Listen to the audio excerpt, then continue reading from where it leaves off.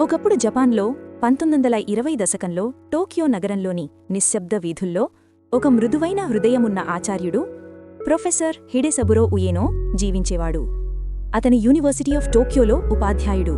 ప్రకృతిని, పుస్తకాలను, జంతువులను ప్రేమించే సున్నితమైన మనసుగల వ్యక్తి.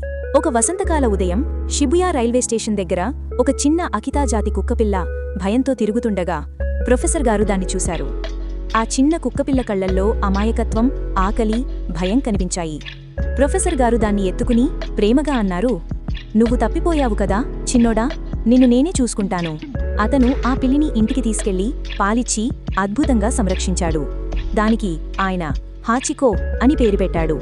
జపనీసులో హాచి అంటే 8, అదృష్ట సంఖ్య అని అర్థం. రోజులు గడుస్తుండగా హాచికో పెద్దదైంది. ప్రొఫెసర్ గారు ప్రతిరోజు యూనివర్సిటీకి వెళ్లే సమయానికి హాచికో కూడా ఆయనతో పాటు స్టేషన్కి వెళుతుండేది. ప్రొఫెసర్ రైల్లో ఎక్కగానే హాచికో గేటు దగ్గర కూచుని వేచి ఉండేది.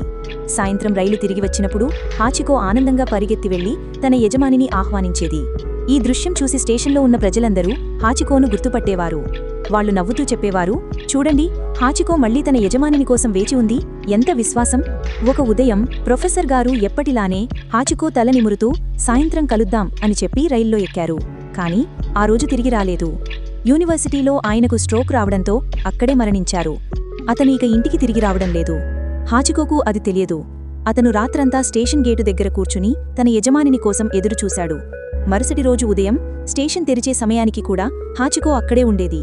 రోజులు నెలలు సంవత్సరాలుగా మారాయి. హాచికోను కొంతమంది బంధువులు తీసుకెళ్లినా అది ఎప్పుడూ పారిపోయి షిబుయా స్టేషన్ దగ్గరకు తిరిగి వచ్చేది.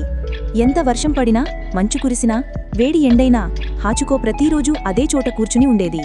తన యజమాని తిరిగి వస్తాడని ఆశతో కళ్లను రైలుపై సారించేది. స్టేషన్ సిబ్బంది, పక్కవాళ్లు దానికి ఆహారం పెట్టడం మొదలుపెట్టారు. హాచికో క్రమంగా అందరికీ ప్రియమైంది. జపాన్ అంతటా పత్రికల్లో నిజమైన నమ్మకం గల కుక్క కథ ప్రచురితమైంది. దేశమంతా హాచికో గురించి మాట్లాడింది. ఏళ్ల తరబడి ఎదురుచూసి హాచికో వృద్ధమైంది. దాని రోమాలు తెల్లబడిపోయాయి, కాళ్లు బలహీనమయ్యాయి. కాని ఆ మనసు మాత్రం మారలేదు. అదే గేటు దగ్గర అదే ఆశతో కూర్చుని ఉండేది.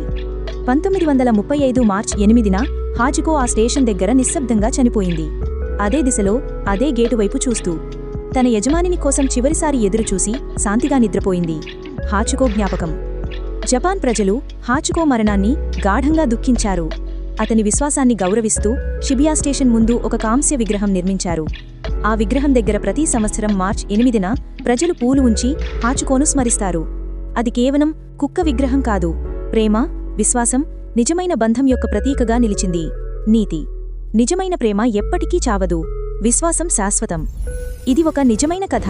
మనుషులు, జంతువులు, ప్రేమ మధ్య ఉన్న పవిత్ర బంధాన్ని గుర్తుచేస్తుంది.